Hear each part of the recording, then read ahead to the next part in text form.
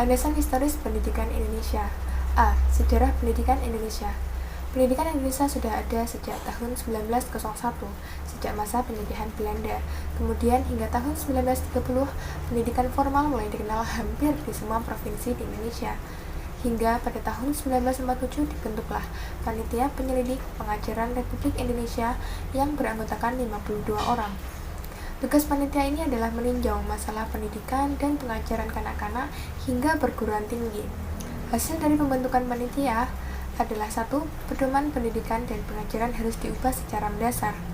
Mengenai pengajaran diharapkan agar dapat tempat yang teratur dan seksama. 3. Pengajaran tinggi diusahakan diadakan seluas-luasnya. 4. Disarankan agar melakukan pengiriman pelajar ke luar negeri. Beberapa tokoh perjuangan pendidikan pada masa kemerdekaan ada beberapa orang. Yang pertama ada Muhammad Syafi'i. Beliau adalah pendiri sekolah INS di Sumatera Barat pada 1926. Sekolah ini juga dikenal sebagai sekolah kayu tanam karena didirikan di daerah kayu tanam. Tujuan Syafi'i mendirikan ini karena ingin anak-anak Indonesia bisa berdiri sendiri atas usahanya sendiri dengan jiwa yang merdeka. 2. Ki Hajar Dewantara, pendiri Taman Siswa. Di Yogyakarta, sistem pendidikannya diringkas menjadi 4 macam, yakni asas Taman Siswa, Pancadharma, adat istiadat, semboyan atau perlambang. Yang ketiga ada Ahmad Dahlan, yakni pendiri organisasi agama Islam tahun 1912 di Yogyakarta. Muhammadiyah ini memusatkan diri pada perkembangan agama Islam.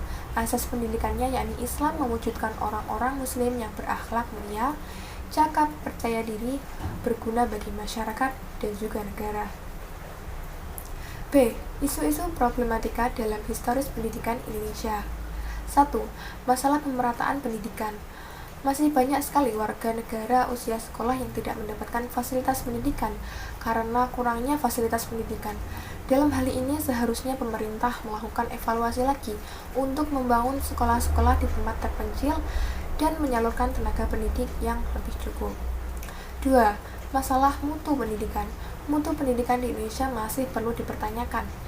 Dewasa ini para murid hanya belajar demi mendapatkan nilai yang maksimal. Namun pada kenyataannya mereka acuh terhadap makna melakukan kegiatan belajar yang sebenarnya. Ketiga ada masalah otonomi daerah dalam bidang pendidikan.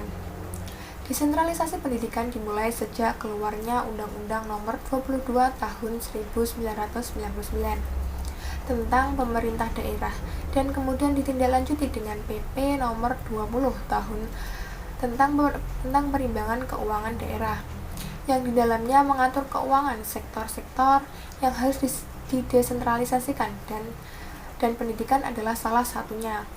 Nah, sejak urusan pendidikan didesentralisasikan, sinyal-sinyal adanya banyak masalah baru itu mulai nampak, seperti tarik-menarik untuk kepentingan guru, saling lempar tanggung jawab dalam pembangunan gedung sekolah, pengelolaan guru yang menjadi tidak menarik, dan lain-lain. Yang keempat ada masalah kurikulum. Pengembangan kurikulum di Indonesia terus berubah-ubah, salah satunya adalah kurikulum KTSP. Sekolah diberi kelonggaran dalam menyusun KTSP ini, namun dalam prakteknya tidak semua kepala sekolah atau guru mampu menyusun KTSP sesuai dengan ketentuan yang berlaku.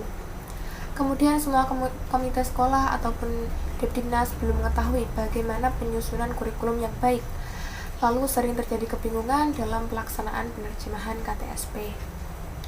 C. Kurikulum pendidikan masa Orde Lama, Orde Baru, dan Reformasi. 1. Orde Lama. Pada masa ini, kurikulum bertujuan mendidik karakter kebangsaan yang disertai dengan tujuan politik penguatan ideologi kekuasaan Soekarno.